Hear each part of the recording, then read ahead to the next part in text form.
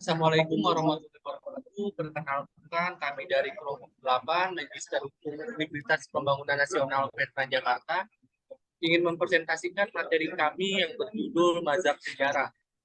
Untuk kelompok kami yang pertama ada Muhammad Rosyad Fikri, Diki Al-Rahmat Auliana Nasution, dan saya sendiri Akbar Hasanuddin.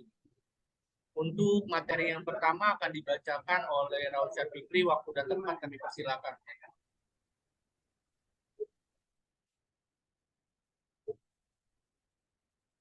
Mazhab sejarah hukum berkembang pada abad ke-18. Mazhab sejarah hukum muncul karena menganggap aliran hukum alam dan positivisme tidak mampu memenuhi upaya manusia untuk menciptakan keadilan di dalam hukum. Secara umum, mazhab sejarah merupakan reaksi terhadap tiga hal, yaitu yang pertama, rasionalisme abad ke-18 yang didasarkan pada atas hukum alam, terutama mengandalkan jalan pikiran deduktif tanpa memperhatikan fakta sejarah.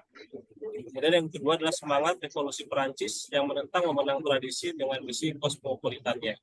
Dan yang ketiga adalah pendapat yang berkembang saat itu, yang melarang hakim menafsirkan hukum karena menganggap bahwa undang-undang dapat memecahkan segala masalah hukum.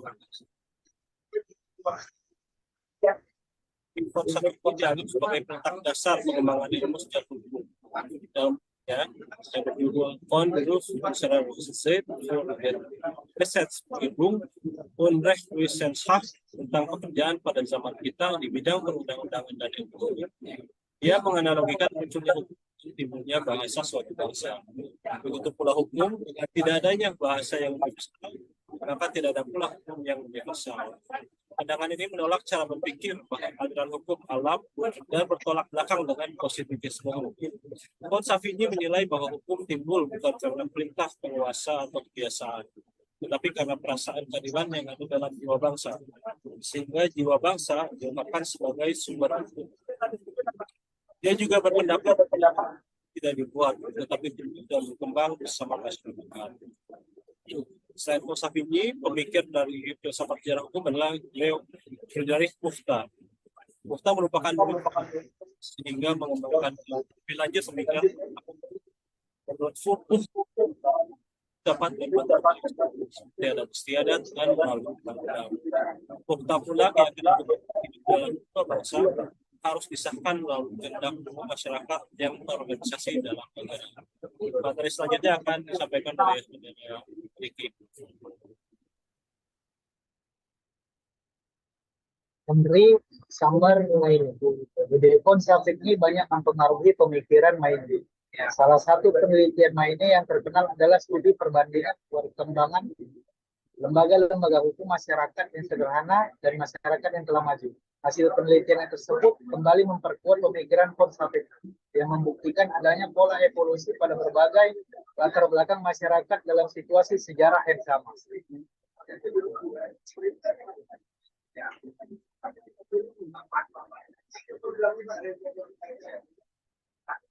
Pada masa Yunani, perkembangan filsafat hukum terbagi menjadi dua masa, yaitu masa Prasokrates dan masa keemasan Yunani. Pada masa Prasokrates, filsafat memusatkan perhatiannya pada alam semesta. Kemudian pada masa keemasan Yunani, dengan tokoh pemikir seperti Sokrates, Aristoteles, dan Plato. Sokrates berpendapat bahwa nilai-nilai yang berkembang tidak tahan terhadap kritik, tetapi dia meyakini bahwa nilai-nilai tentang itu pasti ada, yang menuju pada tercapainya suatu norma yang mutlak dan abadi. Romawi. Para filsuf Romawi lebih memusatkan perhatiannya pada masalah mempertahankan ketertiban di wilayah Romawi yang luas. Filsuf pada masa ini antara lain Polybius, Seneca, dan Cicero. Abad pertengahan, masa ini ditandai oleh kejayaan agama Kristen di Eropa dan berkembangnya agama Islam. Orientasi ketaatan masyarakat atas hukum tidak lagi berorientasi pada hukum positif, tapi karena sesuai kehendak ilahi. Renaissance. Ciri utama masa Renaissance adalah ide bahwa manusia menemukan kembali kepribadiannya. Alam pikiran manusia tidak terikat lagi oleh ikatan keagamaan. Dari sisi hukum, masa Renaissance ditandai dengan pendapat bahwa manusia tidak lagi dilihat sebagai penjelmaan dari akal Tuhan, dan akal manusia merupakan sumber satu-satunya dari hukum. Pemikiran pada masa ini membuat perubahan tajam pada kehidupan manusia dengan melesatnya perkembangan teknologi dan semakin ekspansifnya manusia dalam mencari wilayah-wilayah baru. Selanjutnya akan dilanjutkan oleh saudara Anand Sadudin. Pada masa modern, para pemikir menggugat ketergantungan manusia pada rasio Tuhan dan menempatkan posisi manusia lebih mandiri dengan keyakinan bahwa rasio manusia dapat menentukan apa yang terbaik bagi dirinya. Pemikiran manusia saat pada masa modern adalah hukum positif tidak harus bergantung pada rasio Tuhan, tetapi bergantung pada rasio manusia. Selanjutnya pada saat ini, perkembangan filsafat hukum pada masa ini mulai berkembang pada abad ke-19. Zaman sekarang lebih mengedepankan rasionalisme empiris. Salah satu filsuf pada masa sekarang adalah Hegel. Dia berpandangan rasio tidak hanya rasio individual, tetapi juga rasio keilahian. Filsuf lain yang muncul pada masa sekarang adalah Karl Marx dan Engels, yang berpendapat bahwa hukum adalah kenyataan hidup bermasyarakat.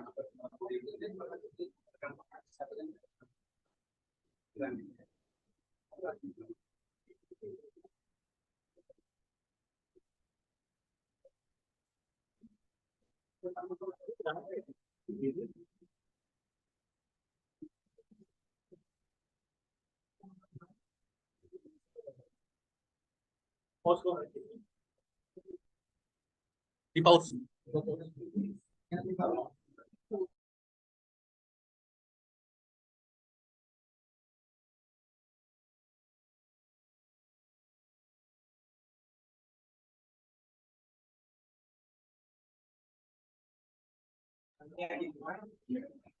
Selanjutnya kesimpulan.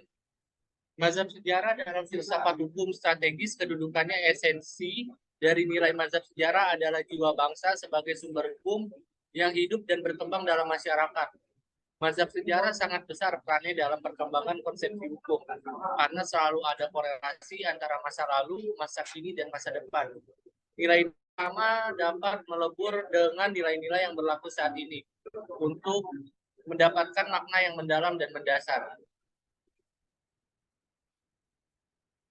Mungkin itu saja presentasi dari kelompok kami. Kurang lebihan mohon maaf. Wabillahi taufiq wal hidayah. Wassalamualaikum warahmatullahi wabarakatuh.